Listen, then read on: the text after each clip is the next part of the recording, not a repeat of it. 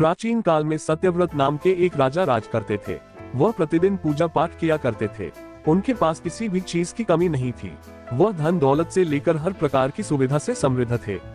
हालांकि इसके बावजूद भी राजा की एक अभिलाषा थी जिसे वह पूर्ण की चाह रखते थे। दरअसल राजा सत्यव्रत को किसी प्रकार से स्वर्गलोक जाने की इच्छा थी। वह अपने जीवन में कम से कम एक बार स्वर्गलोक के सौंदर्य को देखना चाहते थे, लेकिन उन्हें इसका मार्ग नहीं पता था। इधर दूसरी तरफ ऋषि विश्वामित्र अपनी तपस्या के लिए घर से बाहर निकले। चलते चलते वह अपनी कुटिया से काफी आगे चले गए थे। काफी समय बीत गया लेकिन वह नहीं लौटे। इस कारण उनका परिवार भूख और प्यास से तड़प रहा था। राजा सत्यव्रत को जब ये पता चला तो उन्होंने ऋषि विश्वामित्र के परिवार के पालन पोषण की जिम्मेदारी ले ली। कुछ समय बाद जब मुनिवर लौटे तो वे अपने परिवार को कुशल देख काफी प्रसन्न हुए। उन्होंने पूछा कि उनकी अनुपस्थिति में किसने उनकी देखभाल की। इस पर ऋषि के परिवार वालों ने बताया कि राजा ने उनके पालन पोषण की जिम्मेदारी उठाई थी। ये सुनकर ऋषि विश्वामित्र तुरंत राजमहल पहुंचे और राजा से मुलाकात की। वहां पहुंचकर उन्होंने सबसे पहले महाराज को धन्यवाद कहा। इस पर राजा ने ऋषि अपनी इच्छा पूर्ण होने का आशीर्वाद मांगा। राजा की बात सुनकर ऋषि विश्वामित्र ने कहा, बोलिए महाराज, आपको क्या वरदान चाहिए। तब महाराज ने कहा, हे मुनि, मुझे एक बार स्वर्गलोक के दर्शन करने हैं। कृपया करके मुझे वहां जाने का वरदान दें।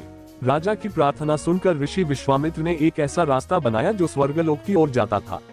ये देख राजा सत्यव्रत बहुत खुश हुए। वह तुरंत उस रास्ते पर चल पड़े और स्वर्गलोक पहुंच गए। यहाँ पहुंचते ही इंद्रदेव ने उन्हें नीचे धक्का दे दिया, जिसके कारण वो सीधे धरती पर जा गिरे। राजा ने सत्यव्रत ने तुरंत सारी घटना ऋषि विश्वामित्र बताई। राज की बात सुनकर ऋषि विश्वामित्र गुस्से से आग बबूला हो उठे। उन्होंने तुरंत सभी देवताओं से इस बारे में बात की और इस समस्या का हल निकाला, जिसके बाद राजा के लिए एक नया स्वर्गलोक बनाया गया। नए स्वर्गलोक को पृथ्वी और देवताओं के स्वर्गलोक के बीचों बीच स्थापित किया गया था ताकि किसी को परेशानी न हो।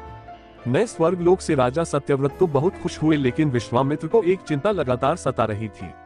उन्हें डर था कि नया स्वर्गलोक कहीं जोरदार हवा के कारण गिर न पड़े। अगर ऐसा होगा तो राजा सत्यव्रत दोबारा से धरती पर जा गिरेंगे। काफी सोच विचार के बाद ऋषि विश्वामित्र को एक उपाय सूझा। उन्होंने नए स्वर्गलोक के नीचे एक बहुत लंबा खंभा लगा दिया ताकि उसे सहारा मिल सके। ऐसी मान्यता है कि नए स्वर्गलोक के नीचे लगाया गया खंभा एक विशाल पेड़ के तने के रूप में बदल गया।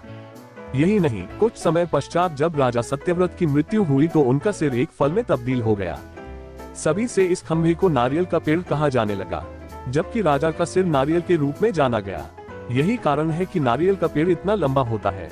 कहानी से सीख। इस कहानी से हमें ये सीख मिलती है कि अगर सच्चे मन से किसी की मदद करें तो हमारी हर ख्वाहिश पूरी हो सकती है।